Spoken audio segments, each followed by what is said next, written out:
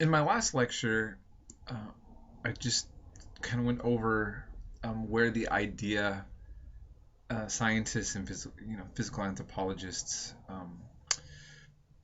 and historians where the idea has come from that humans have a common ancestral link with apes, primates.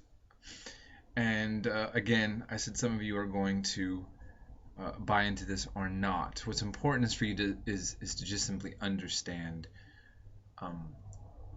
where this idea came from and how to articulate that accurately. But again, not everybody's on board with that idea.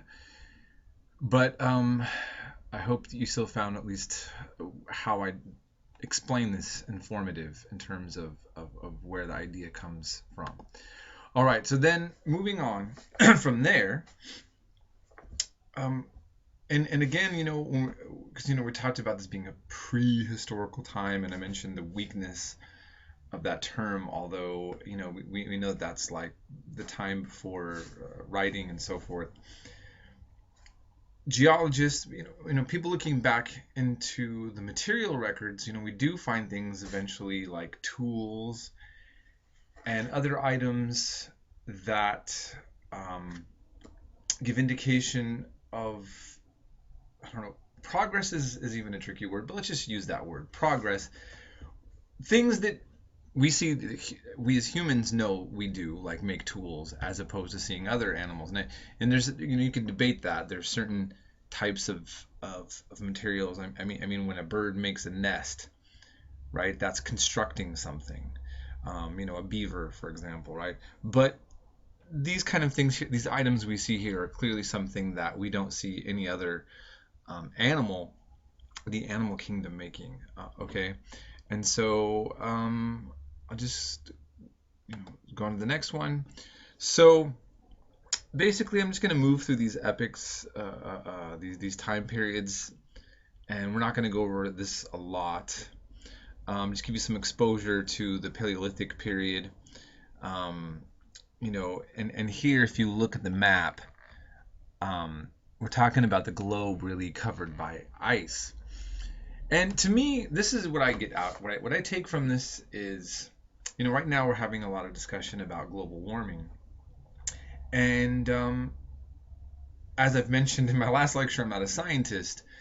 And I can't really say, the majority of scientists believe that we are having global warming. Some don't. And I think it's probably fair to say that in politics, the real issue is that businesses don't want to change their practices. And so then there's a debate if it's really happening. But it's fair to say that, weather has fluctuated and changed in the extremes on its own. Now, does human activity change also the weather? Well, the environment, you should say, that the climate, yes, it does. Different cultures as we go over, we'll see that Africa used to be lush and green in many parts, then deserts come. Lebanon used to have lots of cedar trees, and now it's not the case. They overforested. So to me, it's just kind of a reminder that, hey, no region is guaranteed to stay the climate that it is. And I'm looking at California here with this drought, and it's just kind of very sobering to reflect upon, and hopefully nothing too ominous, right? All right, so this is the time period, right, between 2 million BCE to 8,000. Now, here again, this is where we're talking about the theory of the advancement of our human species.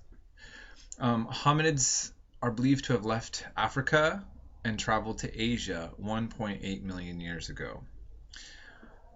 And around 800,000 years ago, other groups make their way to Europe. By the way, when you see the C here in history, that's means circa, it means around, okay? And the belief is that around 150,000 to 200,000 years ago, hominids evolved into a new species, which are called Homo sapiens. And another species that was similar, believed to be similar to Homo sapiens, but not, were Neanderthals. They're sometimes pronounced Neanderthals. It's more precise because it's an area in Germany where they found them, and they don't pronounce the th. So you'll sometimes hear Neanderthals or Neanderthals. Either way is fine. And so this is, where this theory comes from, and this is the map of the belief of how our species then emerged into the world. And as we'll see, if you read the Bible and that story, Adam and Eve is made by God, and then human civilization would emerge out of the Middle East. The scientific record has this theory. So Adam and Eve would be in Africa in this case, and that we would all be originally African, while the biblical story puts everybody as originally of Middle East descent. But nobody seems to have the theory that they came out of Europe. So that's interesting, right? So I'll leave it there, and we'll have the next lecture.